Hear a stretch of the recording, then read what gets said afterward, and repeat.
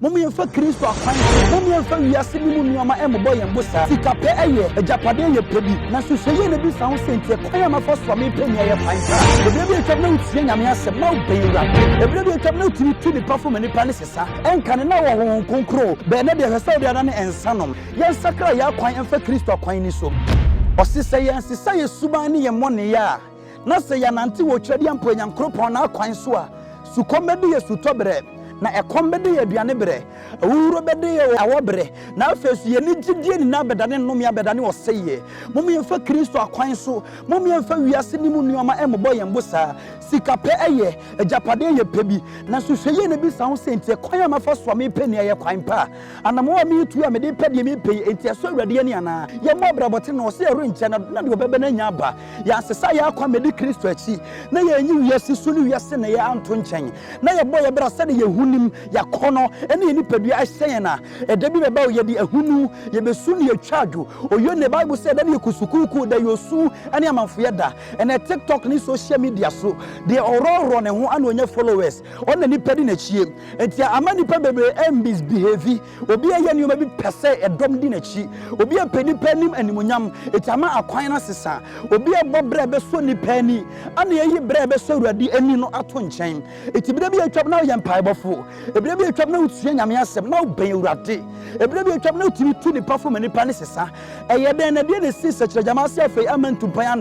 na de ne friso bate bayira humam ama bayira mo kese na afei u Kristo soma tofem yi enka ne na wo konkro be na de hwesa de ana ne ensanom ene bia ba se na sori awotena ene adwamamo na da ne agora wudi ena ma wani je wo wabrabom esubani ne ye bia wo yo no ena amenne wo de ho wo ema wo hoto ye sakra ya kwan emfa Kristo kwan ni so emma brase de oni padua sew Bible si di padua kono no edotia honhom no ana honhom no so kono edotia ni padua no se wo ka se wo ye de ni padua ne pa ni padua ne pe satisfy se na kono aba no kobo adwaman ni padua ne pe se wo ohia ensa no mo nsa ne fakọ ni padua ne pe se obi ka waka ne bi be de okra ne pe ye odwo won konkron tinene ene abrabo esefata ne de so awrade ani enye ni padua ne de kobu aten o ye kra na temu da ye de kobu aten eti ye de okra ne pe okra na boto ye oni pe bebre wo honom a wadware wasra wadidi osoro ye wanom be ne kra na tinimu no wadidi ana wanom ana wadware ana ni padua mu de wasra fefefa wona ma hyepe be okra na ye mobo atade ese ne sunsan hwe ne sakra abrabo furu na wo bo no wiase ne ye na wo bo no enna ma waye oseye sa obi setene ne abrabo ne boarding enya tene ne abrabo na ne boarding eye bone na ni jai eye odin on say Kristo sumna yade bi ti say abrabo wo bo firi mo frase ne esi jai wo de firi mo frase wo twetwere osinsa firi mo frase wo dware sa na da ko bi be ka kire sa fe entwetwe osim biem on say asem we ebe ya odin pa wo sori ahumfawo sa na Kristo sumtie ufu mo frase wo bo adwaman wo yi abortion wo ye nioma bebrebe be wo ba Kristo sumni yese wo be so awrade ani dia eje se sa nioma na wa ya che no gise wo jai eti ama bone na ni jai be ye den eti obi sitre ne abrabo Kristo sum de eden enya den ensa na wo nom no se wo jai ensa nom na ye frafra tene na efo a wo so ka hu bi se dwamon na wom ena tu sintidua eno na ama wutumi na ne otene ni no se wutumi jai saade no na se ye bototoro bento efra hotofo a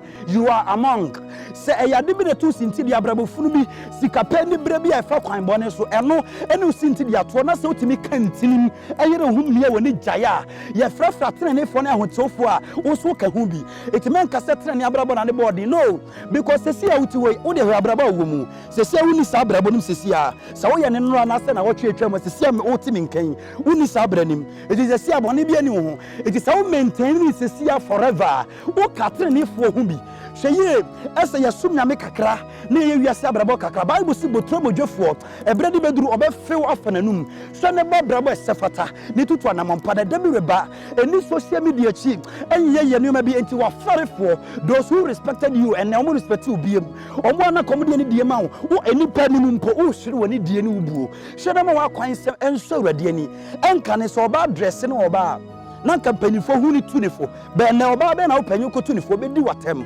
obeka kasa twitwe ope followers wo baabi ope enipa ma ya kamfo no on se bra obe setere mena siw na ase no ye de tetere ma bone tinta sukoko bi to so se efikesie ma baawa na odanes of mama da ben na yakeka nsem huhuo bi saa said be ya obekọ so yi wa dagem na ade sister said you wa dagem e wa asafo bi wo mpa ade wo pe na wo hyede kọ enya asafo bi na beje nkwa ne mu wa bra botenene oba wo dress half naked usrebuni na agu ho atade esew enkane underwear na yesede dem esade egusu na na wo hyede pia bonten eti eto be masintidua to sintidua no bible si sintidua na ebeba adwaman de nipa bebo na wo na nam so asa sintidua na beba bible si due